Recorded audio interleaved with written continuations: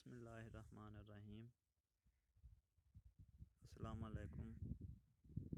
9th class. کل ہم نے نظریہ پاکستان کے بارے میں پڑھا تھا۔ ہم نے پڑھا تھا کہ پاکستان 14 اگست 1947 کو وجود میں آیا۔ پھر ہم نے پڑھا تھا کہ پاکستان کی بنیاد کون سے نظریے ہیں، کون سے نظریے کی وجہ سے پاکستان کی بنیاد رکھی گئی تھی۔ اس کے بعد ہم نے نظریے کو ڈیفائن کیا تھا کہ نظریہ کیا چیز ہے۔ اس کے بعد ہم نے اس کو مختلف فلاسفرز کی زبان میں ڈیفائن کیا تھا نظریے کو، کہ نظریہ اصل میں کیا چیز ہوتی ہے۔ اس کے بعد ہم نے نظریے کے ماخذ پڑھے تھے۔ آج ہم پڑھیں گے نظریے کی اہمیت۔ اگر دیکھ لیں تو دنیا میں جو بھی انسان آیا ہے اس کا کوئی نہ کوئی ایک مقصد ہے۔ ایسے ہی دنیا میں کوئی نہیں آیا۔ اسی طرح کوئی بھی قوم، کوئی بھی ملک، مطلب یوں ہی سمجھے جو بھی چیز ہے اس کا کوئی نہ کوئی مقصد ہے۔ اگر کسی چیز کا کوئی مقصد نہیں ہے تو میرے خیال میں اس کا یہاں پہ ہونا یا نہ ہونا برابر ہے۔ ایسے ہی اگر کوئی نظریہ ہو کسی قوم یا کسی انسان پر،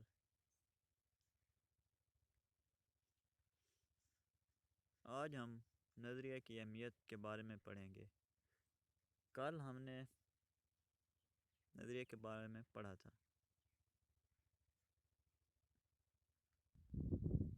کسی قوم کا وجود جو ہے اس کے ہونے کا جو مطلب دلیل ہے یا جو بتاتی ہے کہ یہ قوم کیوں ہے یا کس لیے بنی ہے، تو وہ اس کے نظریات سے ہی پتہ چلتا ہے۔ مطلب اس قوم کا جو بھی نظریہ ہوتا ہے اس سے پتہ چلتا ہے کہ اس قوم کا وجود کیسے آیا ہے۔ اسی طرح پاکستان کا جو نظریہ ہے وہ اسلام ہے۔ مطلب اس کے ہر پہلو جو بھی دیکھیں تو اسلام ہی نظر آئے گا۔ اس کے بعد نظریہ قوموں میں مقاصد کا شعور پیدا کرتے ہیں۔ اب نظریات جتنے بھی ہیں وہ اس قوم میں اس کا شعور پیدا کرتے ہیں کہ انہوں نے کیا کرنا ہے۔ اگر نظریات انہیں اپنی منزل تک لے کے جاتے ہیں کہ آپ کی منزل کہاں پہ ہے، آپ نے کیا کرنا ہے، کیسے جانا ہے۔ اسی طرح اب یہ دیکھیں کوئی سیاسی ہے، معاشی ہے یا معاشرتی ہے یا ثقافتی، ان کی جو بنیاد ہے یہ بھی نظریے سے ہی ہوتی ہے۔ جیسے کہ آپ دیکھ لیں کوئی بھی کام ہے، کاروبار ہے، ہم کاروبار شروع کرنے سے پہلے اس کے بارے میں ہمارا ایک ذہن بنا ہوتا ہے کہ ہم یہ کاروبار کریں گے اس سے ہمیں یہ فائدہ ہوگا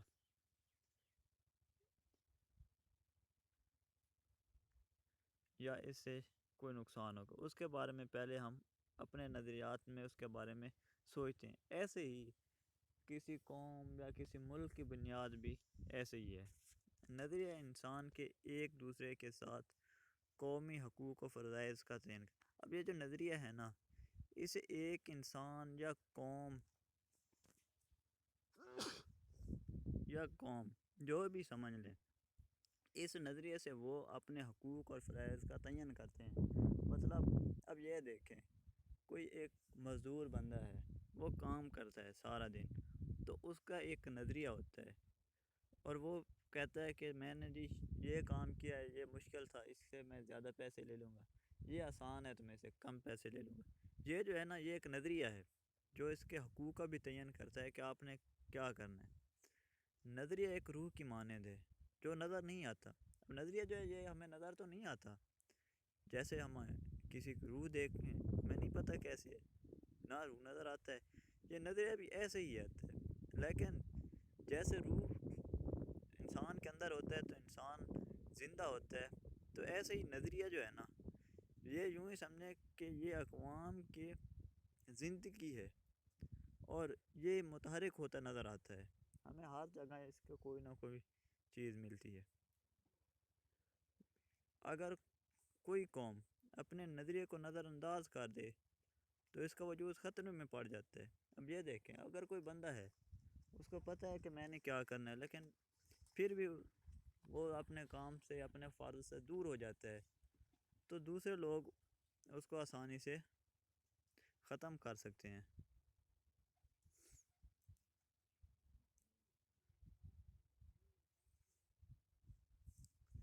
دوسرے بندے اس کو آسانی سے ختم کر سکتے ہیں اور کوئی دوسرا نظریہ لے کے اپنا نظریہ یا اپنا وہ مقصد حاصل کرنے کے لیے کچھ بھی کر سکتے ہیں۔ اب ہم نظریہ پاکستان کا مفہوم پڑھیں گے۔ مطلب سب سے پہلے ہم نے نظریے کے بارے میں پڑھا تھا کہ نظریہ کیا چیز ہوتی ہے، پھر نظریے کے ہم نے مختلف فلاسفر کی زبان میں پڑھا تھا، انہوں نے کیا کیا ڈیفائن کیا نظریے کو، کیسے کیسے کیا۔ اس کے بعد ہم نے نظریے کے ماخذ پڑھے ہیں۔ آج ہم نظریہ پاکستان کا مفہوم پڑھیں گے کہ نظریہ پاکستان کیا ہے، اس کا کیا مفہوم ہے۔ Meaning of ideology of Pakistan, مطلب نظریہ پاکستان کا مفہوم۔ پاکستان ایک نظریاتی مملکت ہے۔ اب یہ دیکھ رہے ہیں، پاکستان بھی کیا ہے، ایک نظریاتی مملکت ہے جس کی بنیاد ایک فلسفہ حیات پر استوار کی گئی ہے۔ اب یہ دیکھیں، ہمارے جو مطلب پاکستان کا نظریہ ہے نا، نظریاتی مملکت، پاکستان ایک نظریاتی مملکت ہے جس کی بنیاد ایک فلسفہ حیات پر استوار کی گئی۔ اب یہ دیکھیں، یہ کہتا ہے کہ پاکستان کیا ایک نظریاتی مملکت ہے جس کی بنیاد ایک فلسفہ حیات پر استوار کی گئی ہے، یہ فلسفہ دین اسلام ہے۔ اب یہ دیکھیں، یہ کہتے ہیں کہ پاکستان ایک نظریاتی ملک ہے، مملکت ہے، ریاست ہے، جس کی بنیاد کسی فلسفہ حیات، کسی فلسفہ کی زندگی کی بنیاد پر رکھی گئی ہے۔ ٹھیک ہے، یہ فلسفہ جو ہے یہ کون سا ہے؟ دین اسلام ہے۔ پاکستان کی تمام تر اساس دین اسلام ہے۔ اب یہ دیکھ لیں کہ پاکستان کی ساری جو اساس ہے وہ دین ہے، مطلب پاکستان کی جو بنیاد ہے جس پہ وہ کھڑا ہے وہ کیا ہے؟ اسلام ہے۔ اس سرزمین پر نفاذ صدیوں تک رہے گا۔ اب یہ دیکھ لیں، اس کا نفاذ جو ہے نا دنیا میں صدیوں تک قائم رہے گا۔ یہ وہی عمل ہے اور جذبہ ہے جو تحریک پاکستان موجب بنی۔ اب جو نظریہ ہے نا، نظریہ پاکستان، اس میں وہ کہہ رہے ہیں کہ ہماری جو ریاست ہے یہ ایک نظریاتی مملکت ہے جس کی بنیاد کسی فلسفہ حیات پر ہے، اور وہ فلسفہ کیا ہے؟ وہ فلسفہ دین ہے، دین اسلام، مطلب ہمارے ملک کی بنیاد دین اسلام ہے۔ اور یہ جب تک دین ہے تب تک یہ پاکستان زندہ رہے گا، سلامت رہے گا، جب تک مطلب ہم اس میں پاکستان میں اسلامی جو بنیاد ہے، اسلام کے طور طریقے ہیں، ہم استعمال کریں گے اسلام والے طریقے، تو یہ صدیوں تک قائم و دائم رہے گا۔ انشاءاللہ یہ قیامت تک ایسے ہی رہے گا۔ نظریہ پاکستان اور اسلامی نظریہ حیات کو ہم معنی قرار دیا جاتا ہے، مطلب نظریہ پاکستان اور اسلامی نظریہ حیات کو ہم معنی قرار دیا جاتا ہے۔ ہم معنی کا مطلب ہوتا ہے ایک جیسے، نظریہ پاکستان اور اسلامی نظریہ حیات کو ایک جیسے ہی کہا جاتا ہے۔ بلا شبہ اسلامی نظریہ حیات نظریہ پاکستان کی بنیاد ہے۔ برصغیر میں صدیوں تک مسلمانوں کی حکومت رہی۔ اب یہ بتا رہا ہے کہ برصغیر میں صدیوں تک مسلمانوں کی حکومت رہی، وہ اپنے مذہب کے مطابق آزادانہ زندگی بسر کرتے رہے۔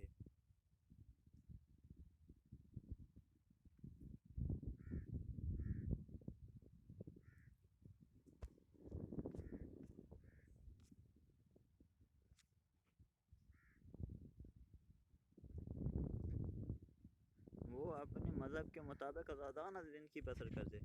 اب یہ دیکھ لیں، پورے برصغیر میں مسلمانوں کی حکومت رہی ہے، اور وہ برصغیر میں اپنے مذہب کے مطابق آزادانہ زندگی بسر کرتے رہے۔ جیسے ہمارا مذہب ہمیں آزادی دیتا ہے، وہ اسی طرح آزادانہ اپنی زندگی بسر کرتے رہے۔ انگریز کا راج قائم ہوا تو اسلام اور مسلمانوں کی آزاد حیثیت کو نقصان پہنچا۔ کیا ہوا تھا؟ انگریزوں نے حکومت حاصل کر لی، اس کے بعد اسلام اور مسلمانوں کی آزاد حیثیت کو نقصان پہنچا، غیر مسلم کے اقتدار میں مسلمان مجبور اور محکوم رہے۔ جب انگریز کا راج ختم ہونے لگا تو صاف صاف نظر آ رہا تھا کہ برصغیر پر ہند اکثریت کی حکومت قائم ہو جائے گی اور مسلمان انگریزوں کی عارضی غلامی سے نجات پا کر ہندوؤں کی دائمی غلامی کا شکار ہو جائیں گے۔ اب یہاں پہ ہوتا ہے ایسے ہوا تھا کہ پہلے مسلمانوں کی حکومت تھی، اس کے بعد انگریزوں نے آ کے اپنی حکومت بنا لی۔ جب انگریزوں کی حکومت ختم ہونے والی تھی تو وہاں پہ یوں لگ رہا تھا کہ نیکسٹ مطلب اگلی جو ریاست بنے گی وہ ہندوؤں کی ہوگی، پھر بھی مسلمانوں کو کیا ہوگا، ہندوؤں کا غلام بن کے رہنا پڑے گا۔ سر سید احمد خان اور قائد اعظم محمد علی جناح، علامہ اقبال رحمۃ اللہ علیہ اور کئی دوسرے مسلم اکابرین نے برصغیر کے مسلم عوام کے تحفظ، وقار اور آزادی کے لیے کوششیں کیں۔ اب یہ دیکھ لیں، سر سید احمد خان، قائد اعظم محمد علی جناح رحمۃ اللہ علیہ، علامہ اقبال رحمۃ اللہ علیہ اور بہت ساری ایسی شخصیات ہیں جنہوں نے برصغیر کے مسلم عوام کے تحفظ، وقار اور آزادی کے لیے کوششیں کیں۔ انہی